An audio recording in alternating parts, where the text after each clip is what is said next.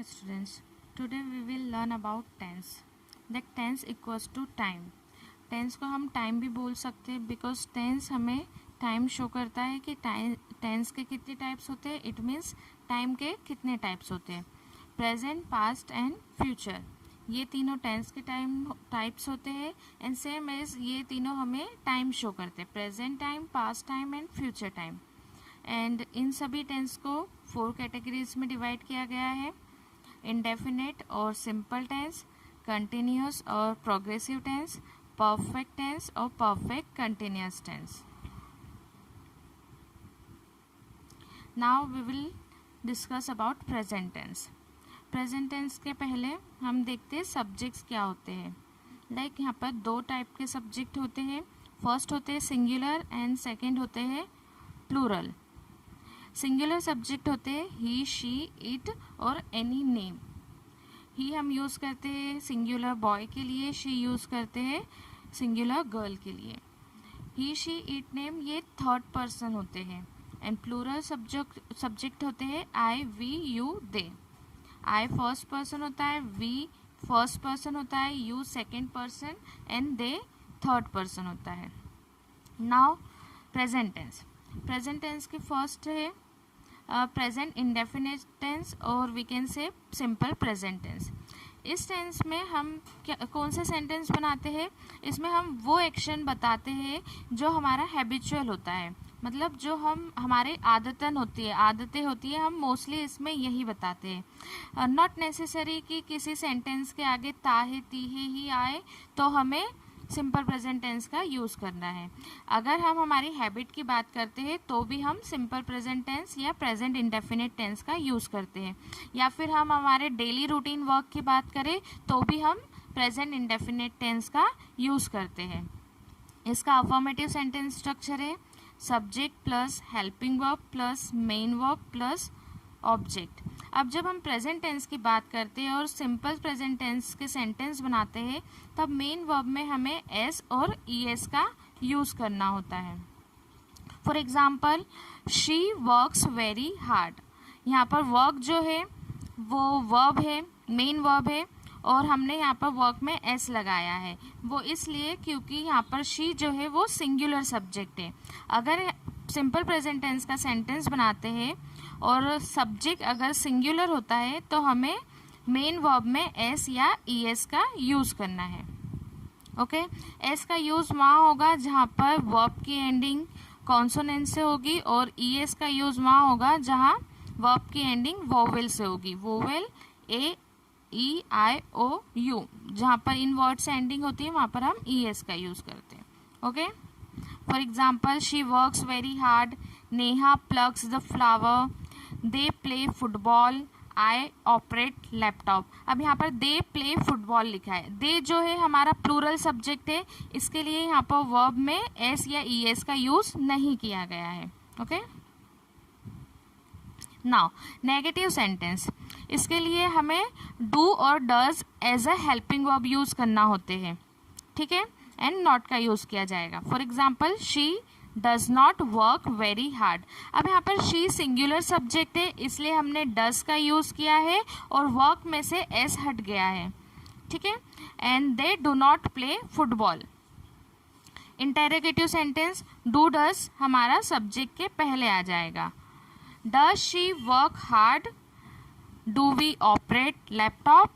And double interrogative sentence ये वो sentence है जिसमें हमें आंसर डिटेल में मिलता है और जिसकी स्टार्टिंग WH वर्ड्स से होती है. WH words what, when, why, where, whom, how, at what time, who, etcetera. ठीक है, इंट्रोगेटिव सेंटेंस और डबल इंट्रोगेटिव सेंटेंस में क्या डिफरेंस होता है. इंट्रोगेटिव सेंटेंस जब भी पूछा जाता है तो हम आंसर यस या नो में करते हैं. बट अगर हम डबल इंट्रोगेटिव सेंटेंस पूछते हैं तो इसका जो आंसर है वो हमें डिटेल में मिलता है. For example how does she work hard. वो हार्ड वर्क कैसे करती है. अब इसका आंसर तो हम डिटेल में देंगे, हाँ या ना में तो दे नहीं सकते. And when do you complete your homework. आप अपना होमवर्क कंप्लीट कब करते हो. अब आप उसके लिए हाँ या ना तो नहीं बोलोगे, एक टाइम बताओगे या एक सिचुएशन बताओगे कि आप अपना होमवर्क कंप्लीट कब करते हो. ओके, नेक्स्ट है present continuous tense. Present continuous tense में हमें उन एक्शंस के बारे में बताना होता है जो हम कंटिन्यूअस परफॉर्म कर रहे हैं या फिर वो वर्क जो कि चल रहा है। अब इसमें ऐसा नहीं है कि किसी के एंडिंग में आ गया रहा है, रही है, तो वो कंटिन्यूअस टेंस हो, ठीक है, वो कंटिन्यूअस टेंस होता है। बट अगर मैंने कहा कि राम बैठा है, सो इसमें तो एंड में रहा है, रही है नहीं आया, बट वो एक कंटिन्यूअस वर्क है कि वो बैठा है, ही इज सिटिंग, ठीक है। इसके हेल्पिंग वर्ब होते हैं इज, एम, आर, और मेन वर्ब होते हैं, मेन वर्ब की फोर्थ फॉर्म यूज की जाती है। ही, शी, इट, नेम के साथ हम इस का यूज करते हैं, आई के साथ एम का, एंड वी, यू, दे के साथ आर का। For example, I am going to market. Negative में they are not attending the class. Interrogative, is he cooking food? Double interrogative, what is he cooking? Okay, present perfect tense। अब इसमें हम उन actions की बात करते हैं जो हम परफॉर्म कर चुके हैं, वो काम जो हमने किया है, ठीक है। the action which we have performed or the work which has done। इसके हेल्पिंग वर्ब होते हैं हैज़, हैव, और इसमें मेन वर्ब की थर्ड फॉर्म यूज़ की जाती है। He, she, it, name singular subject है, इनके साथ हैज़ का यूज़ होगा। I, we, you, they plural subject है, इनके साथ हैव का यूज़ होगा। For example, Seema has completed her homework. Seema ने अपना होमवर्क कर लिया है। हम इसे इस तरह से भी बोलते हैं कि सीमा अपना होमवर्क कर चुकी है, बट नॉट नेसेसरी कि हर सेंटेंस के एंड में चुका है, चुकी है इस तरह से आए। सीमा ने अपना होमवर्क कर लिया है, यानी कि उसका काम कंप्लीट हो गया है। सो ये एक परफेक्ट टेंस हुआ, प्रेजेंट परफेक्ट टेंस हुआ, ठीक है। Negative, I have not gone to market. Interrogative, has he cooked food. Double interrogative, which class have they attended. उन्होंने कौन सी क्लास अटेंड की है, ठीक है। Next, present perfect continuous tense. इसमें हम उन एक्शंस की बात करते हैं जो हम परफॉर्म कर रहे हैं बट एक समय से। हमें इसमें टाइम शो करना होता है कि हम कौन सा काम किस समय से करते आ रहे हैं या कर रहे हैं। इसके हेल्पिंग वर्ब होते हैं हैज़ बीन, हैव बीन, और इसमें मेन वर्ब की फोर्थ फॉर्म यूज़ की जाती है। इसका सेंटेंस स्ट्रक्चर होगा subject plus helping verb plus main verb plus object, since for and time. Since for का यूज़ किया जाएगा टाइम को शो करने के लिए। सिंस का यूज़ किया जाता है टू शो पर्टिकुलर टाइम और exact beginning of a time period.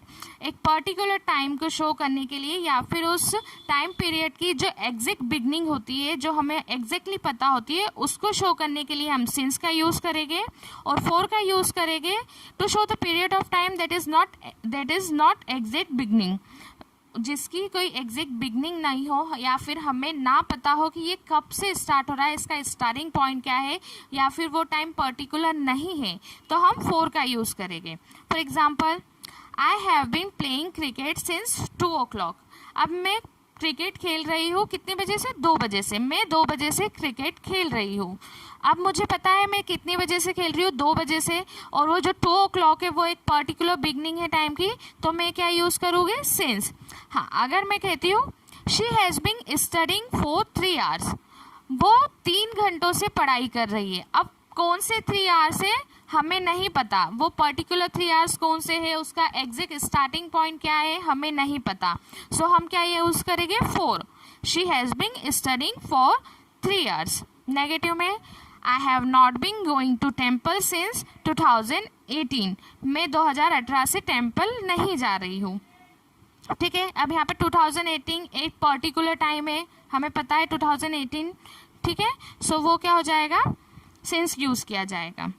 अगर मैं कहूँ they have not been attending the class for a week, वो 1 हफ्ते से क्लास अटेंड नहीं कर रहे हैं। अब कौन सा 1 week, कौन सा 1 हफ्ता हमें नहीं पता, तो हम